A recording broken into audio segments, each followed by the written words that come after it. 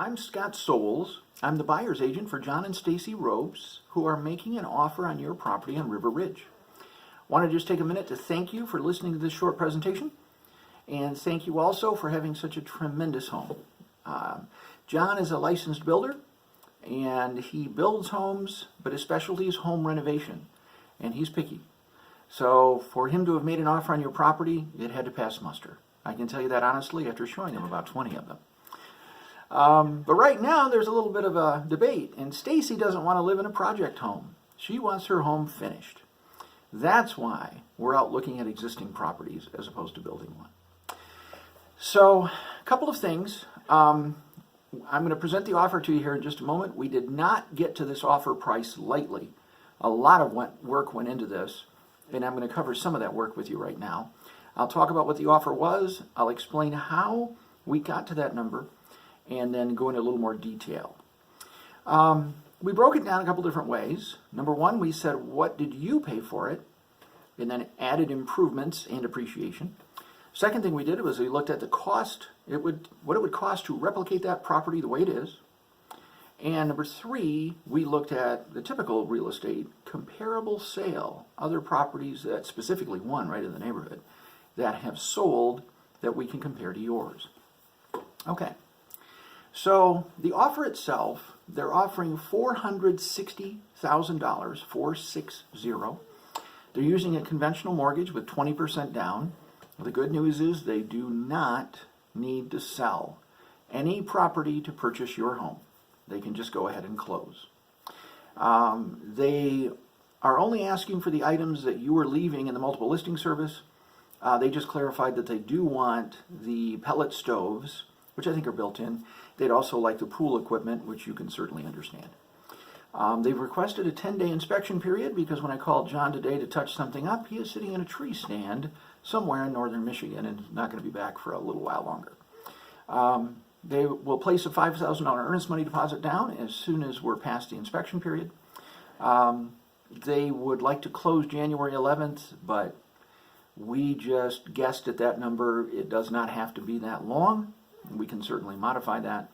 They would allow you 60 days to live in the home after closing. They would just ask that you pay their mortgage payment, which we believe is going to be about $95 per month. And the offer is good through December 21st. Now, having explained how we were going about this in determining your offer price, the first one was the simplest. You purchased your home, in late November of 2014 for a net price of $348,000. We added 5% appreciation per year, which I'm sure you'll agree is pretty generous. And then we gave you full credit for, Jim told me you just invested $60,000 in a home renovation project, which I can believe. Giving you full credit for that, our number that comes out is $483,000. Second way we calculated this was the cost to replicate the property. Now, we did this two ways. First thing we did was we looked at just the land items.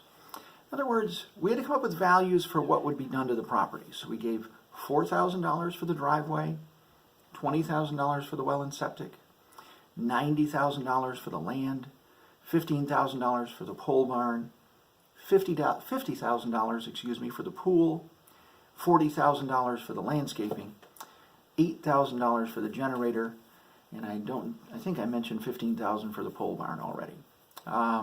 We believe these are fairly generous estimates on the land and well and septic, hopefully covering anything we may have missed. Total of all of those is $227,000. $227,000. Then we look at the cost of the dwelling itself. As a builder, John can do these things at a great discount. He claims $90 a square foot. I used $100.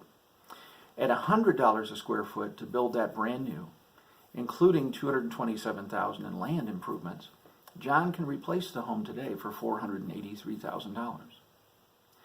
However, what if Stacy made him get a builder? If a builder, for the most part, your home has builder grade qualities. Not all of them. Obviously the hardwood floors, granite counters, the windows, there are a number of nicer items. but for the most part, it is builder grade in the price range it's in.